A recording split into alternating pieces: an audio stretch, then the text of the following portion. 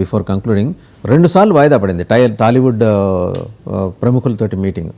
నిన్న జరగాలి, సరే ముఖ్యమంత్రి గారు వాస్తవంగా దీని మీద డిప్యూటీ సీఎం ఆగ్రహిస్తున్న తర్వాత వాళ్ళు కదిలారు. నిన్న జరగాలి, ఆయన సీఎం గారు ఢిల్లీ వెళ్ళారు. రేపు జరగాలి, రేపు కూడా ఆయన ఢిల్లీ నుంచి రాకపోవచ్చు. ఏమన్నంటే వీళ్ళు ఇప్పటిదాకా మీనమేషాల్లో కట్టింది, మాకు షూటింగ్లు బిజీ, ఆ బిజీ ఈ బిజీ, అందువల్ల మరి వాళ్ళు టికెట్ ధరలు పెంచుకోవడానికి మాత్రం విడిగా వచ్చి కలిసి వెళ్ళి చేయించుకుంటున్నారుగా. జగన్మోహన్ రెడ్డి ఏమో పెరేడ్ చేయించాడు వీళ్ళందరి చేత అని వాళ్ళు అన్నారు. మరి ఇప్పుడు వీళ్ళు చేస్తున్నది ఏంటి? ఇది గౌరవ ముఖ్యమంత్రి గారు ఖచ్చితంగా అవమానం చేశారని చెప్తా.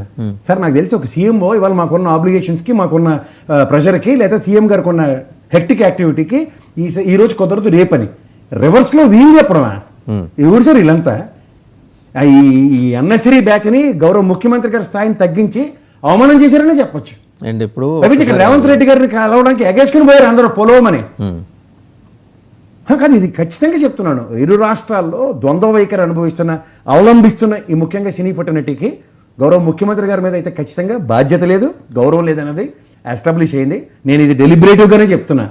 ఎందుకంటే సీఎంఓ కనుక ఇవాళ అపాయింట్మెంట్స్ ఢిల్లీ టూర్ అన్ఎక్స్పెక్టెడ్గా ఫిక్స్ అయిందనో, లేదంటే ఒక అన్ఎక్స్పెక్టెడ్ సిచ్యువేషన్ డ్రైవ్ అయినప్పుడు ముఖ్యమంత్రి గారి అపాయింట్మెంట్ క్యాన్సిల్ అయ్యి వీళ్ళకి నెక్స్ట్ డే అలకేట్ చేయడం జరుగుతుంది. కానీ వీళ్ళు మేము బిజీగా ఉన్నాం షూటింగ్లు అని ముఖ్యమంత్రి గారిని ఆపాదించి మాట్లాడడం ఎంతవరకు సమంజసమో గౌరవ సినీ ఫోటోగ్రఫీ మినిస్టర్ గారు దుర్గేష్ గారు, కందుల దుర్గేష్ గారు వీళ్ళకి ఖచ్చితంగా పుట్ ఆన్ చేస్తే కరెక్ట్గా ఉంటుంది.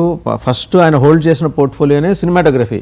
చంద్రబాబు గారు ఆయన తొలిసారి మంత్రి అయినప్పుడు ఆయనకి ఆ శాఖ, ఆ పోర్ట్ఫోలియో మీద ఉన్న అపారమైన కమాండ్ని వీళ్ళెవరూ క్వశ్చన్ చేయలేరు.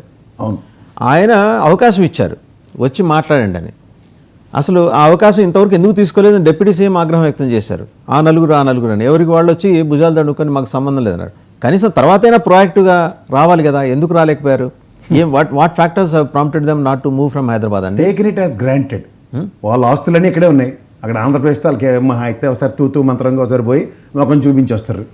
ఈ మురళీమోహన్ ఇలాంటి వాళ్ళు అందరూ ఉన్నారు కదా, చౌదరి బ్యాచ్ కింద ఎస్టాబ్లిష్ చేస్తే వాళ్ళు నెగోషియేషన్ చేసేయగలరు అని ఇండైరెక్ట్ భరోసాలని కన్సిడర్ చేసుకోండి. ఎందుకంటే ఇవాళ స్థాయి కలిగిన ముఖ్యమంత్రి గారికి వీళ్ళు వెళ్ళకపోవడం ఖచ్చితంగా ఆక్షేపణీయం. అసలు వీళ్ళు ఎంటర్టైన్ చేయకూడదు. హెన్స్ఫోర్త్ ఆంధ్రప్రదేశ్ ప్రభుత్వం ఖచ్చితంగా గతంలో అవలంబించిన ఇంకా టీకా తాత్పర్యాలు. ఇంకొకటి ఫైనల్గా కంక్లూడ్ చేసాం, టాక్ట్ఫుల్గా తెలంగాణ ముఖ్యమంత్రి రేవంత్ రెడ్డి గారు ఎలా ఇండస్ట్రీని చేస్తున్నారు చూసారా? రేపు పొద్దున 28 ఎలక్షన్స్ కోసం ఇండస్ట్రీ తోటి అవసరాలు ఉంటాయి. ఎందుకంటే రెవెన్యూ జనరేషన్స్, రకరకాల ఆస్పెక్ట్స్ పొలిటికల్ పార్టీగా కాంగ్రెస్కి ఉంటాయి, తెలుగుదేశం ఎవరికైనా ఉంటాయి. ఆయన జాగ్రత్త పడ్డారు. ఇంకా ఆంధ్రప్రదేశ్లో ఉన్న కూటమి పార్టీల కన్నా ముందు ఆయనే జాగ్రత్త పడ్డారు.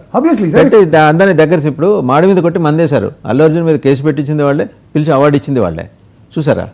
ఇప్పుడు మీకు చెప్తున్నాను, కొన్నాళ్ళు అదే దానికి ఒక సామెత ఉంటుంది సార్, ముందొచ్చిన తోక కన్నా వెనకొచ్చిన కొమ్ములు వాడేని.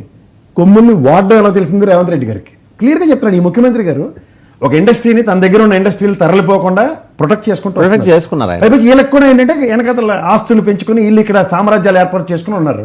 బిజినెస్ మాడ్యూల్స్ అన్నీ ఇక్కడే ఉన్నాయి. ఏ మాత్రం ఇప్పుడు గతంలో రామారావు గారు లాగా అలాగా త్యాగాలు చేసి అంత ఛాయ్ వెళ్దు కాదు కదా, నాగేశ్వరరావు గారు, సోమబాబు గారు, కృష్ణ గారు లాగా. అయితే ఏమవుతుంది? ఆ త్యాగాల పునాదుల మీద ఏర్పడిన ఇండస్ట్రీని వీళ్ళు పదిలంగా పరిరక్షించి ఇరు రాష్ట్రాలకి, ఏదో అన్నదమ్ముల భావంతో విడిపోయిన రాష్ట్రాలే కదా మనవి, తెలంగాణ, ఆంధ్రప్రదేశ్, ఏదో సమానత్వం కొంచెమైనా పాటిస్తారని ఎగేసుకుని ఫ్రీ ల్యాండ్లు ఇచ్చి స్టూడియోలు కట్టండి అంటే వాళ్ళు అంగట్లేదు. వీళ్ళకి ఏమవుతుంది, ఏం చేస్తారన్న ఈ ధైర్యం పెరిగిపోయింది వాళ్ళకి. చూడాలంటే ఇండస్ట్రీ రెస్పాన్స్ ఎలా ఉంటుందో, ముఖ్యమంత్రి గారు ఎలాంటి కాల్ తీసుకుంటారో. Thank you very much Prasad గారు. సో చూసాం కదా 3 అంశాలు. P4 వెనకాల ఉద్దేశాలు, P4ని ఇనిషియేట్ చేయడం, అన్నింటికి మించి P4ని కిక్ ఆఫ్ చేసి దాన్ని బండెక్కించాలి అంటే, పట్టాలెక్కించాలంటే ఆ బండిని మొత్తం 1,47,00,000 మంది వైట్ రేషన్ కార్డు హోల్డర్స్ అందరినీ దానికి సంబంధించిన వాస్తవాలని మదింపు చేయాలి.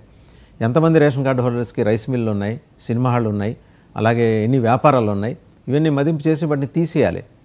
ఆ ధైర్యం కనుక చేయగలిగితే అసలు పేదలు ఎవరో తెలుస్తారు. లేకపోతే రాష్ట్రంలో ఉన్న వాళ్ళందరూ పేదలనే ఒక కాన్సెప్ట్ డ్రైవ్ అవుతుంది. గవర్నమెంట్ నెత్తిన మీద పెద్ద ఫిజికల్ బర్డెన్ పడుతుంది.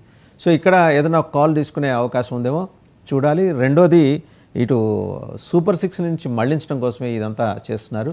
తల్లికి వందనంలో జరిగిన, ఒకవేళ చాలా మీడియా రిపోర్ట్స్ వస్తున్నాయి, ఒకే ఇంట్లో 300 మందికి, 200 మందికి, 90 మందికి, 15 మందికి ఇలా వచ్చేసినాయి, మీ అకౌంట్లో ఇంత డబ్బు జమ కాబోతుందని ప్రభుత్వం నుంచి వచ్చిన మెసేజ్. ఇవన్నీ నిజమా కాదా, ఏమన్నా వైసీపీ సృష్టించిన ఫేక్ వ్యవహారమా? దీని మీద కూడా లోతైన దర్యాప్తు జరిపించి గవర్నమెంట్ అయితే దీని మీద నిర్దిష్టమైన ప్రకటన చేయాలనేది ప్రసాద్ గారి demand. Thank you very much sir.